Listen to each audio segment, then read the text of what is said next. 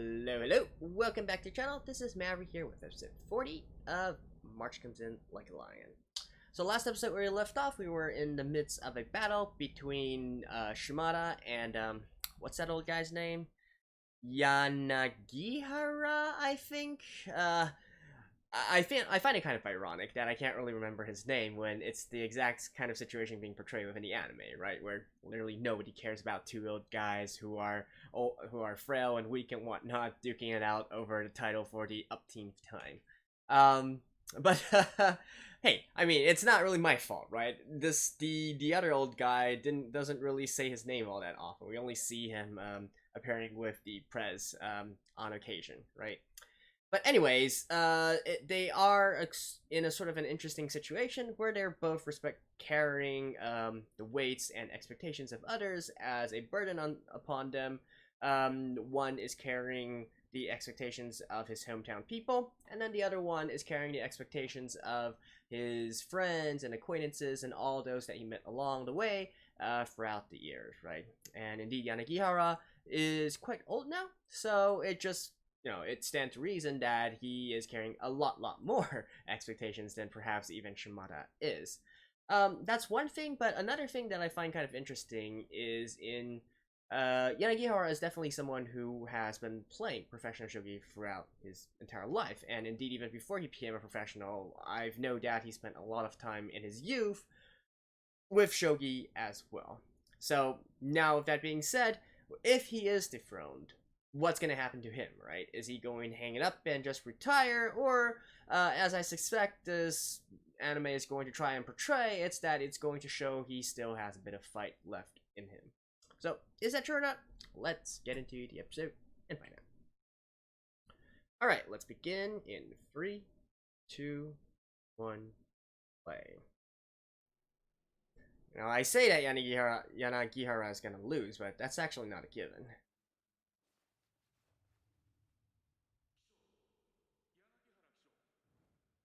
Okay, it is Yanagihara. Thank God. Whew!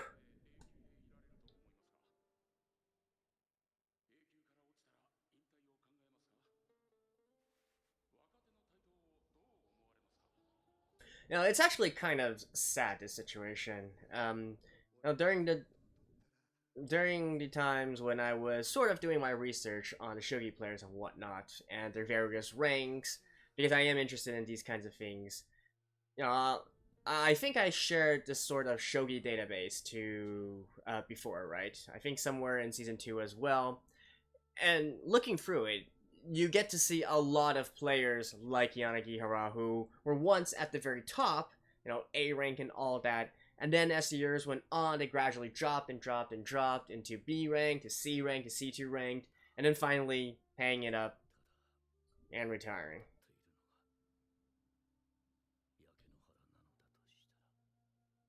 Once you see their career path, their ranking and whatnot, that's very real.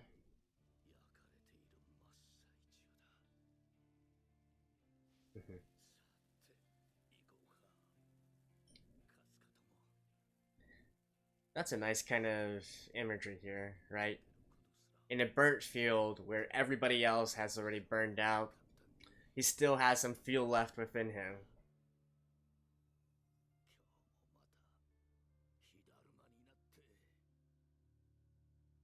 Nice.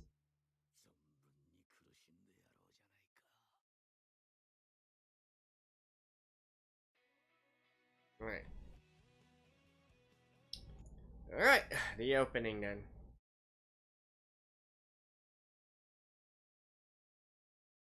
I do like that sort of, how do you call it?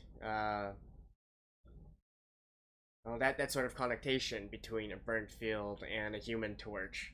And then, we always say lighting yourself on fire or lighting a fire underneath someone. Something like that, right?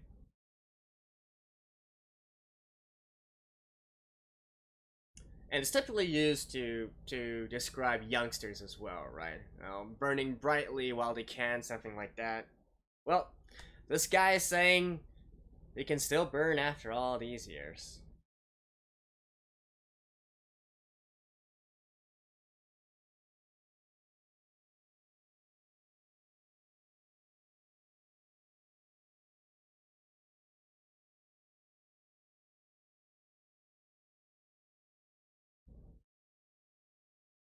I think there's definitely something very romantic about the concept of, continuously burning your life away until you have nothing to give anymore. Leaving it all out on the battlefield. Whatever discipline it might be.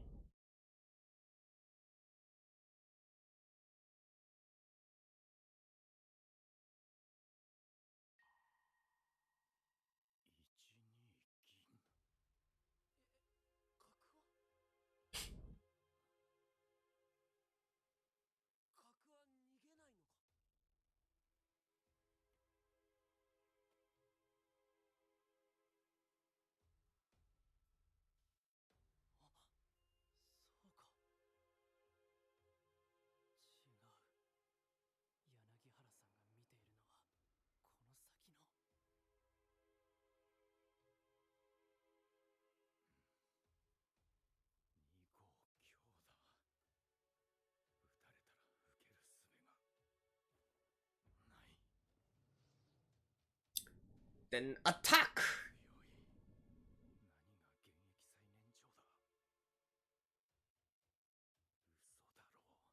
Well, he is still the current reigning title holder.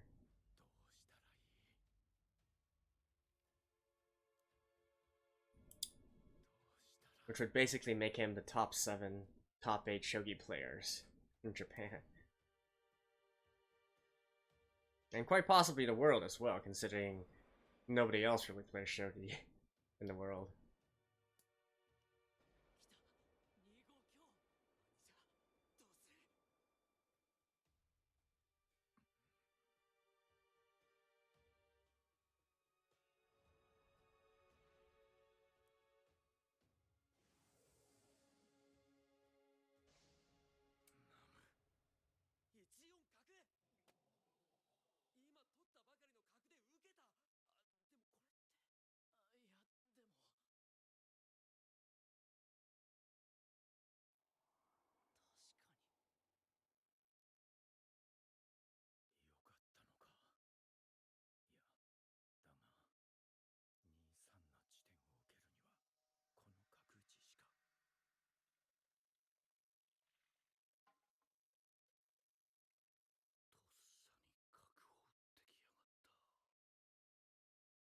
Yeah, I was kind of thinking, wouldn't he want to think this through a little bit more?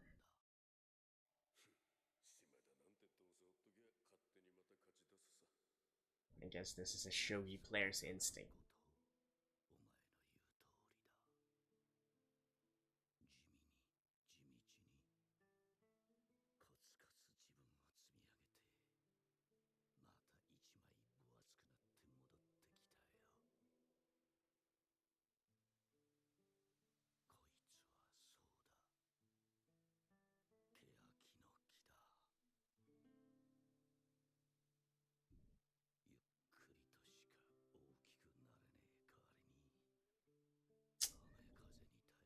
Now, the interesting thing is, I'm not quite sure if I can find a correct analogy to Shimada here in real life.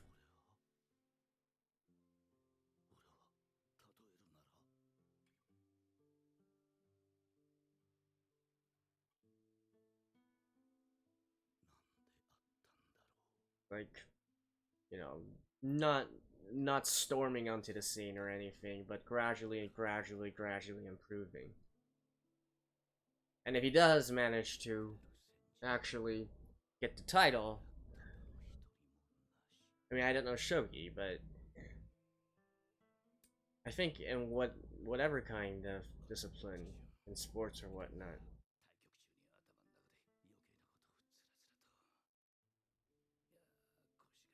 I really don't.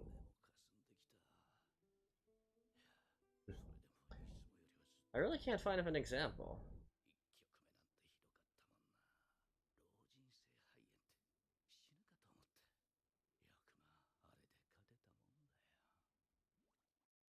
Like even those that maybe took a long time to before they won a championship or title or something, like in sports or whatnot, they were typically heralded as as players with high potential while they were young.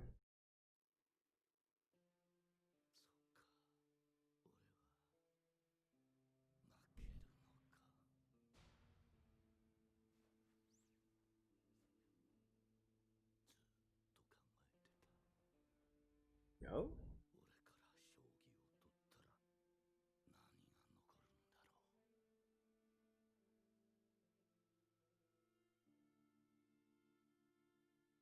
Hmm.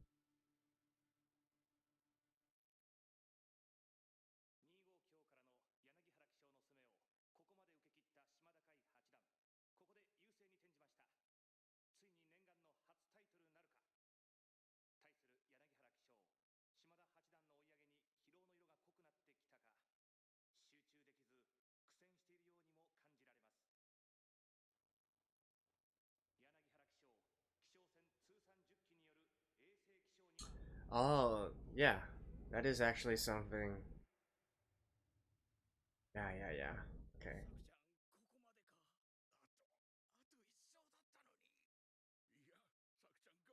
Yeah, that is actually. I forgot about that. So for all the titles in Shogi, all seven, or now currently eight of them, they all have one thing even higher level than just being a title, and that is typically saying like, internal something, or the god of something.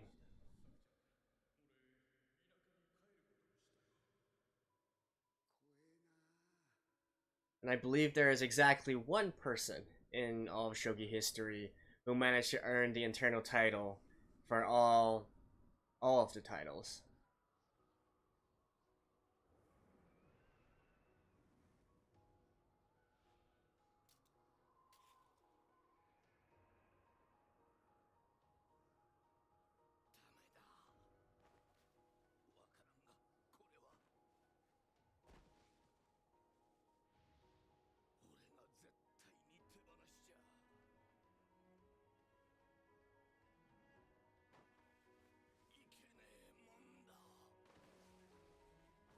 Yeah.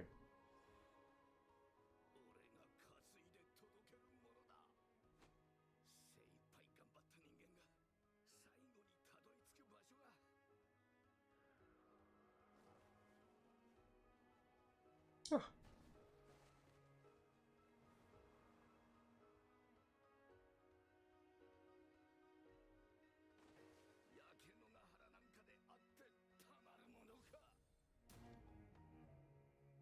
Yeah.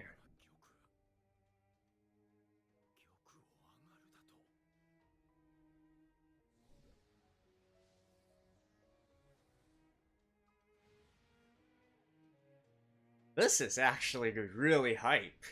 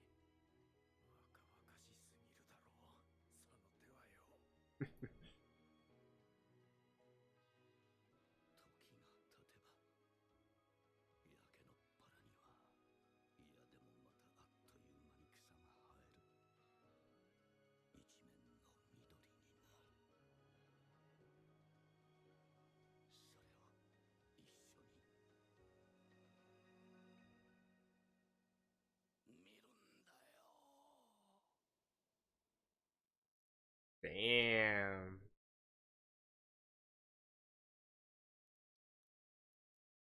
Did he actually quit though? It was really hard to tell. With Sengatsu.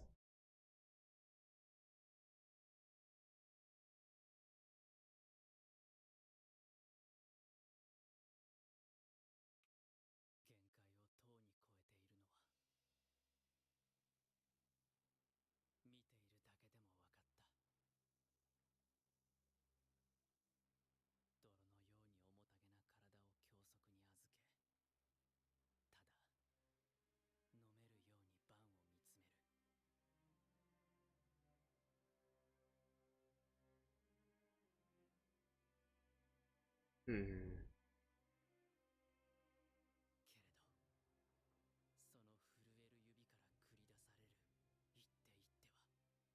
He's like the Grim Reaper or something. Holy shit.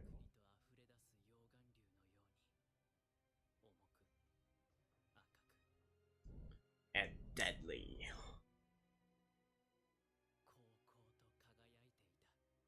Alright. I would have gone with deadly, but okay. Do you?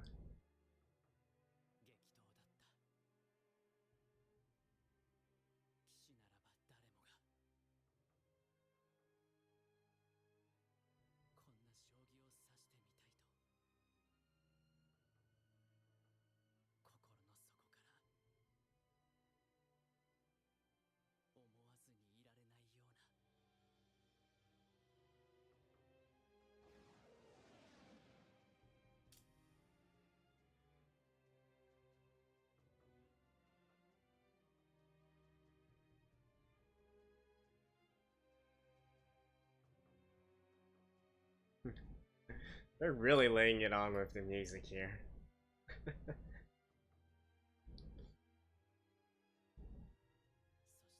Man. I really don't know which side is going to win. I mean, either way, there's...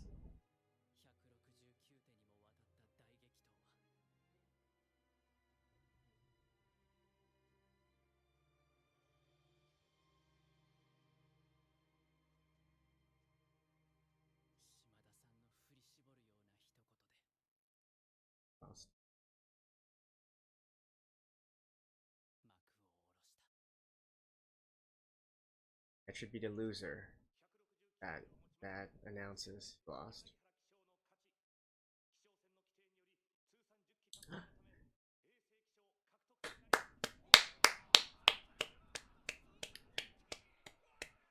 I actually didn't realize that this was on the line. You know, that would make this a much more anticipated match, to be honest. I can't believe that, you know, so few people are hyped about this. Getting a title is hard enough. Holding on to it 10 times in a row, that is...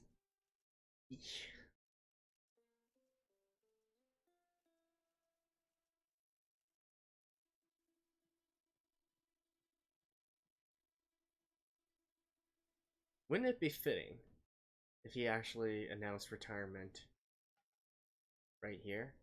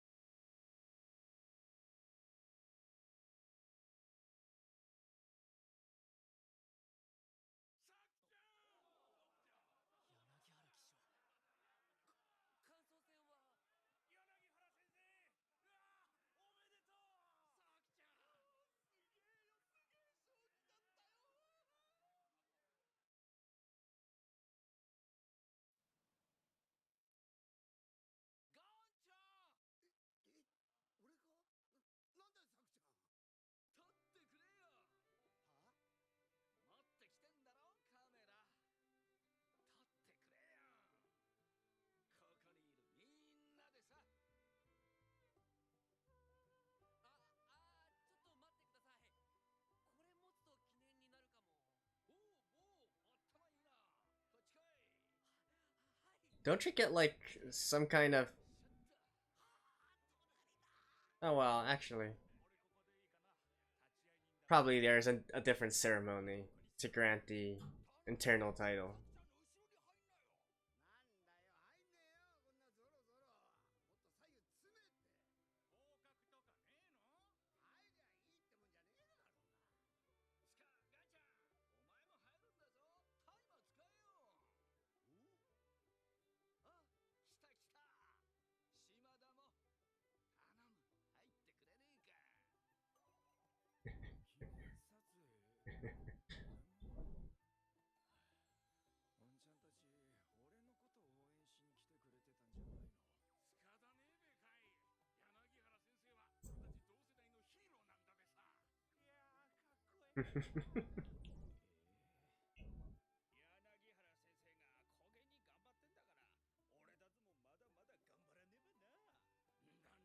Poor Shimada, but still.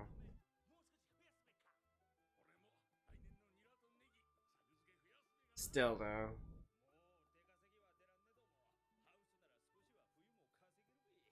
Gaining the internal title is something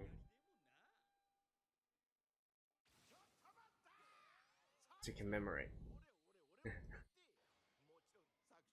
He's like, to hell with you!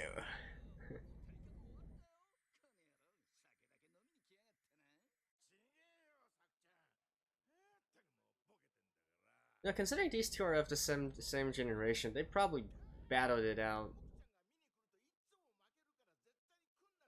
all the time back in their past.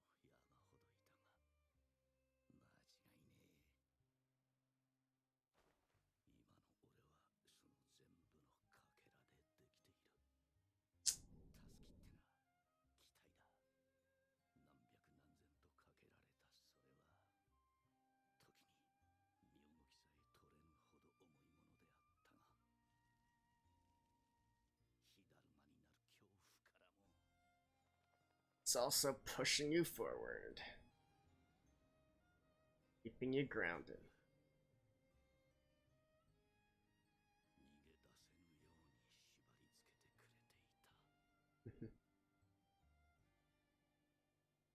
Nice.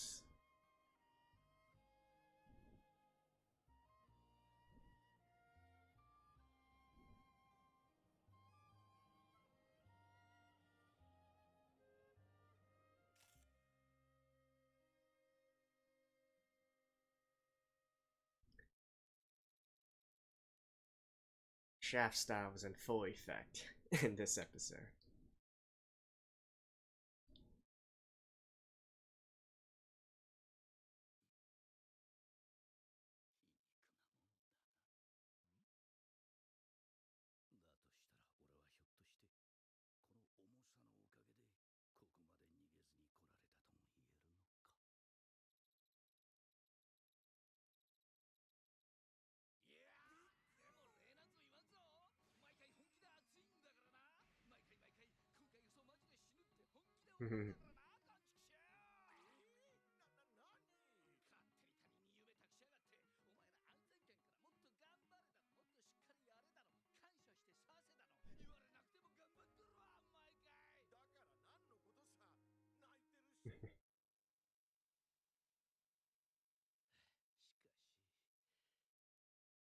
I think there's something to be said about quitting while you're at the top, though.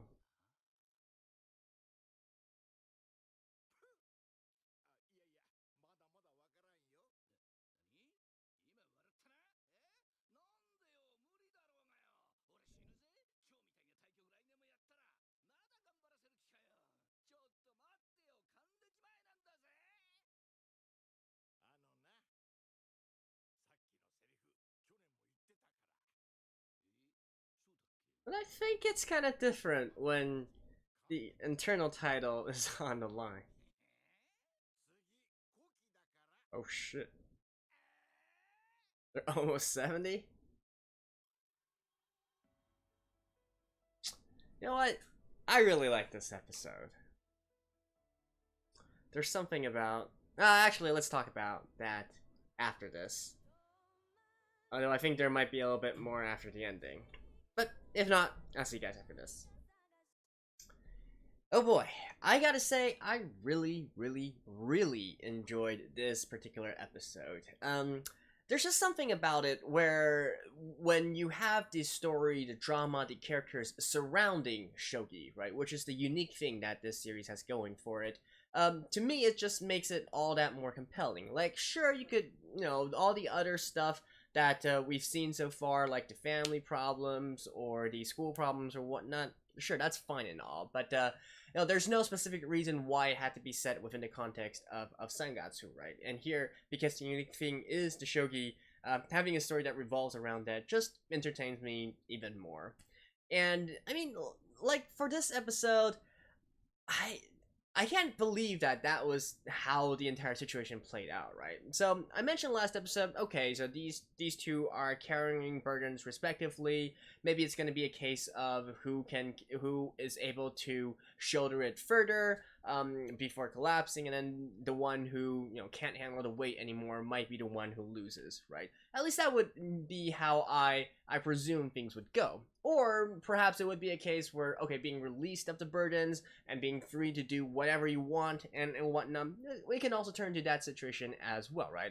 We've seen, or I've seen other works which utilize a similar concept to that.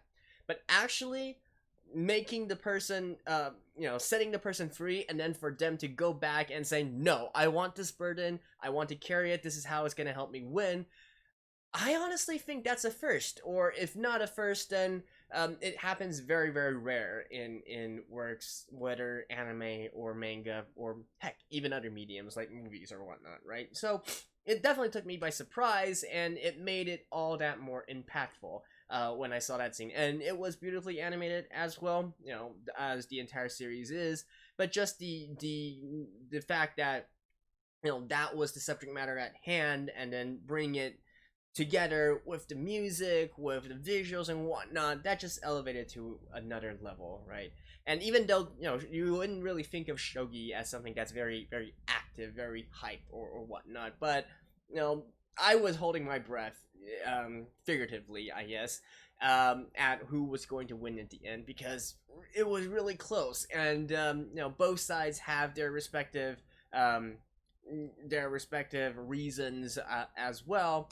And it's hard to say, right? You would think that, on one hand, we are, at least for me personally, I do want to root for Shimada. On the other hand, Yanagihara, well, he is definitely, so close to having an internal title and whatnot. And that actually makes me want to bring up another point, and that is, I didn't realize that the internal title was actually on the line here, right? So I think the anime already did a decent job of explaining the situation, but basically in Shogi and all of the title battles, there is, you would think that winning a title is enough, but apparently because people win a little bit too much, they had to go ahead and then give them a title even higher than the title in question. So for instance, if it was the title of the Shogi God or Shogi Saint or something like that, as there is in real life, all the different titled battles, all the different titles tournaments, they have like different criteria for earning the internal Monkier added on to that. So sometimes it's like winning 5 times in a row, sometimes it's like winning 10 times in a row. It depends on each specific tournament. But that is actually a really, really hard thing to do. I mean, just think about it. Winning a title was hard enough. Actually being able to win consecutively, hold on to a title for so long, that's another story altogether, right? So it's very, very rare. And honestly, I can't believe that they didn't make in the promotions and whatnot, they didn't make a bigger fuss out of the situation, because it's very rare. Like, throughout history, I think less than 10 people have earned internal titles. Earning titles, I think more than 30 have done so in history for Shogi, but those only less than 10 people have actually had the chance to earn an internal title. And indeed, there are a few guys, I think 2 or 3 guys out in the Shogi profession that are like really, really OP. Like, one of them is Habu Yoshiharu, I think is his name. Habu Yoshiharu, who has basically, I think he's earned 7 internal titles, right? So basically almost earning every single internal title possible. I mean, he is the winningest person in all of Shogi, so it would make sense that he has this kind of accolade, but still, that is seriously OP. But yeah, anyways, the point I'm trying to make is that that is actually something that's a really, really, really big deal, and I can't believe that there was no hype at all for something like that. And it's a very rare situation as well, because typically when you are that good to be able to win so often at one particular tournament, you would also go around and win all the other tournaments as well. So it's actually, not only is earning the internal title rare, but it's also kind of rare for a person to only be focused on, or only earning the internal title for one specific tournament. It's I think with this kind of setting, they're definitely referencing someone in real life with Yanagihara. So there's probably some sort of real world reference character that they are trying to portray here. But yeah, anyways, that's just a little bit more trivia for you guys. Yeah, in any case, congratulations, I guess, and definitely, I gotta say, once I knew that he was actually, one battle away, one set away from winning that internal title, I was actually rooting for him as well. As much as I like Shimada, this is kind of a big deal here. So, and he earned it, and he definitely earned it in a way that was quite, quite unexpected for me. So, I think he totally deserved it this time. And then speaking of Shimada, right, so I think I mentioned this, like, all the way back before.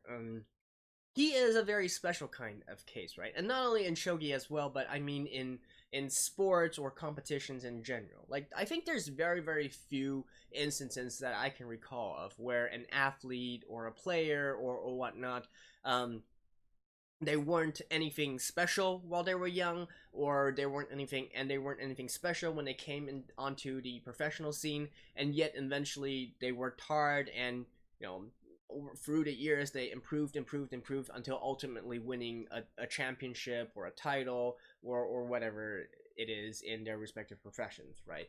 I think I really can't think of any examples off the top of my head of something like that.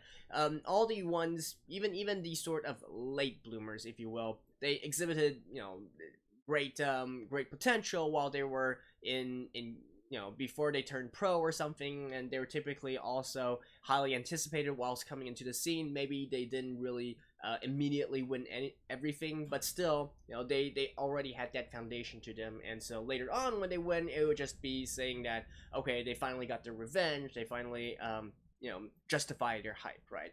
And not to mention that in this day and age, it's all about the geniuses, it's all about the prodigies and whatnot in every single kind of profession. So having a situation like Shimada here, you definitely want to root for him, but at the same time, the odds are definitely very, very stacked against him, right? Because these kind of situations don't really exist all that often. And heck, if any of you guys have any good examples to tell me of, I mean, I'm sure that there are some who are in a similar situation to Shimada. I'm not talking about Shogi, right? I'm talking about any sort of sports or whatnot, or game or whatnot. That have this kind of situation, but I don't know, it's definitely not looking too good for Shimada. I am definitely rooting for him though, just because he is such a compelling sort of case, and he's so nice, right? But yeah, that was I really don't know much else to say. That was a great one, even though once again I'm not really sure how much this impacts on Ray here, who was really more of a bystander throughout all this. I don't know. I kept on thinking throughout the entire series of Sangatsu. I always thought that, okay, so all these other characters are developed brilliantly as well, right? They're definitely not just one-dimensional. They all have their own backstories. They all have their own reasons for doing things, whether good or bad, whether it directly affects Ray or not. They show us their story, right? They tell us their story. But I kept on thinking that perhaps this is sort of like, you know, going through all these life lessons for Rei, and for him to come out of it a better person, a better man, a better shogi player, a better everything, right? More versed in the ways of life, if you will. However, especially in this second season up to now, I think there's been very few instances where I feel that Rei has changed somewhat due to the happenings, or due to his interactions with someone else. Like, maybe this is something that he keeps in the back of his mind and to later recall. I mean, changes don't typically happen overnight, right? So maybe this is something for him to chew on or whatnot. But I am definitely kind of curious whether or not it's going to actually manifest itself into anything in the future. I mean, if not, that's fine. It's just that it's kind of, again, going a little bit different from what I expected from how it works. In fact, a lot of times I would even say that Rei is just along for a ride, sort of like an observer, just like us, just as a viewer, right? And I guess that is okay. But yeah, anyways, great episode. I want to say that again, and I will see you guys in the next one as well. Stay tuned, and bye-bye.